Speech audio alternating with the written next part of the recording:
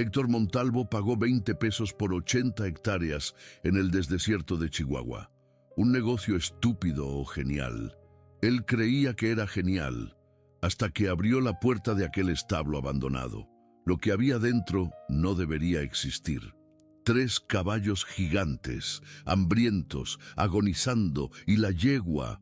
Esa maldita yegua tenía los mismos ojos del caballo que destruyó su familia 44 años atrás. Suscríbete ahora, porque esta historia te hará cuestionar cuánto de tu pasado realmente enterraste. ¿O solo está esperando que abras la puerta equivocada?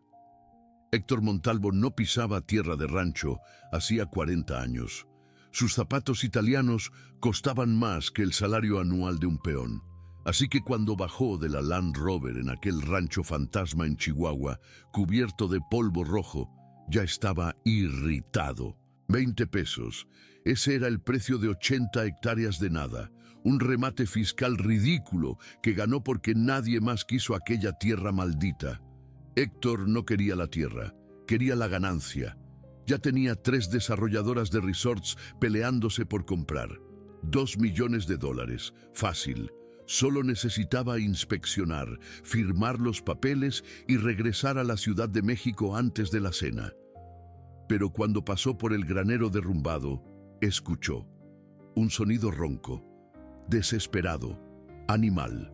¿Qué mierda es esta?, gruñó empujando la puerta podrida con la punta de su zapato. La visión lo paralizó. 3 caballos. No, 3 gigantes. La yegua tenía casi 2 metros de altura a la cruz. Pelaje negro como el petróleo. Costillas salientes. 2 potros a un lado. Demasiado pequeños, demasiado débiles. El suelo cubierto de estiércol seco y hambre. Caballos Shire. Raza europea casi extinta en México. Valían una fortuna, pero estaban muriendo. La yegua giró la cabeza, lo miró, y Héctor sintió algo que no sentía desde 1984. Miedo, no del animal, de lo que aquel animal representaba, porque esos ojos, él ya había visto esos ojos antes, en la hacienda de su padre, el día en que todo se desmoronó. Héctor dio un paso atrás, sacó su celular, marcó al veterinario más cercano, no por bondad, por dinero. Caballos raros muertos no valen nada. Pero mientras esperaba que la llamada se completara, vio las vigas del granero, iniciales talladas en la madera. HM, plus PM, 1984. Su estómago se congeló. El veterinario tardaría 2 horas. Héctor tenía 47 llamadas perdidas. Reuniones, contratos, un imperio esperando.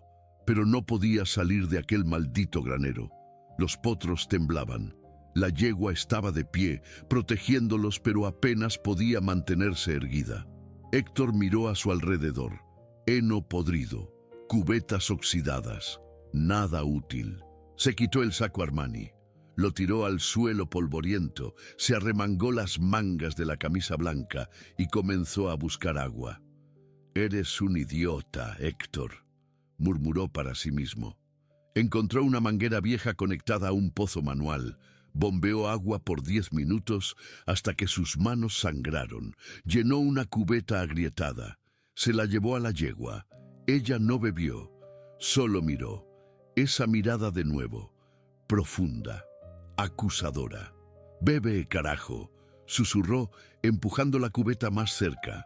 La yegua inclinó la cabeza. Bebió, despacio, como si cada sorbo fuera una decisión consciente de seguir viva.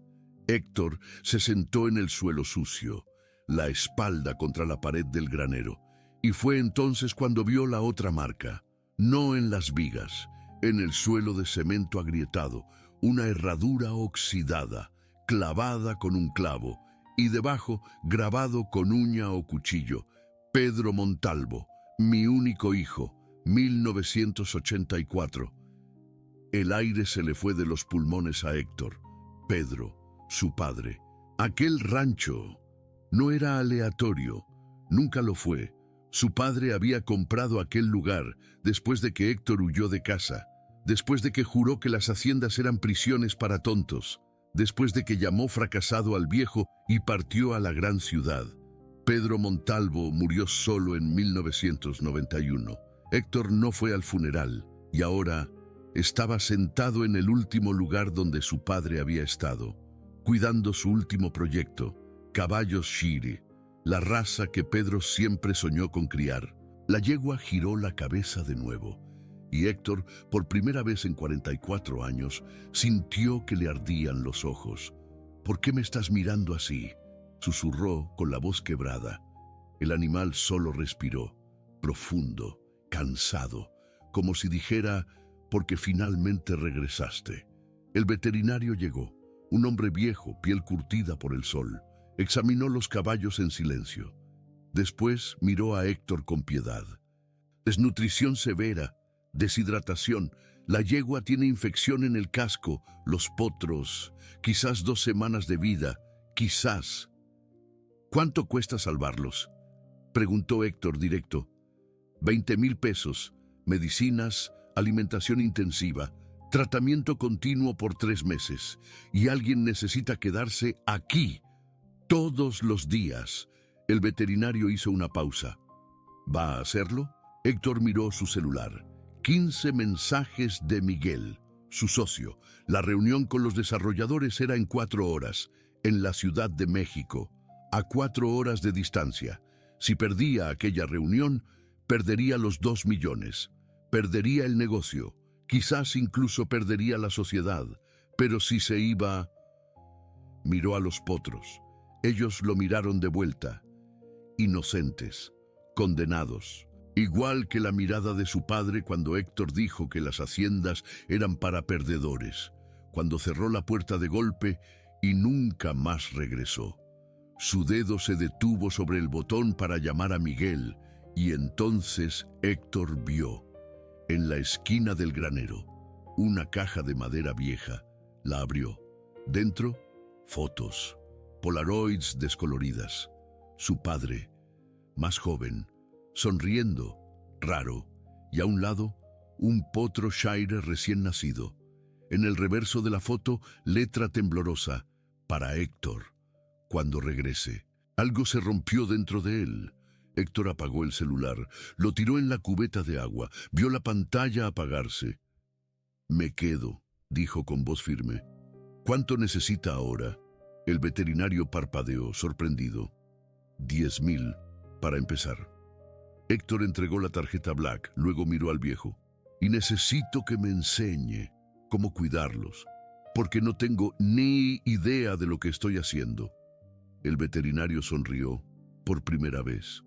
Su padre tampoco sabía, pero aprendió. Héctor miró a la yegua. Ella todavía estaba de pie, todavía luchando. «Está bien, chica», susurró. «Yo también voy a aprender, aunque me mate, aunque lo pierda todo», porque él ya lo había perdido todo, hace 44 años, cuando abandonó al único hombre que realmente creía en él. Ahora era hora de recuperar al menos un pedazo de eso. Héctor Montalvo pasó los siguientes 3 meses en el infierno, y era el mejor infierno que jamás había conocido. Se despertaba a las 5 a.m., bombeaba agua, mezclaba alimento, limpiaba estiércol. Sus manos, antes suaves de ejecutivo, se volvieron callos y cicatrices. Su traje Armani se convirtió en un trapo de limpieza. Los potros se recuperaron primero, ganaron peso. Empezaron a correr por el pastizal improvisado que Héctor cercó con sus propias manos. Ver aquello era como ver algo muerto volver a la vida. La yegua tardó más, pero cada mañana cuando Héctor entraba al granero, ella giraba la cabeza. La mirada cambió. Ya no era de acusación, era reconocimiento. Un día dejó que Héctor le tocara el cuello, sin retroceder, sin miedo. Simplemente aceptó, y él lloró, allí, en medio del estiércol y el heno. Lloró como no había llorado desde el funeral al que no asistió. Una tarde, Héctor tomó el coche. Condujo hasta el cementerio de Chihuahua. Encontró la tumba sencilla.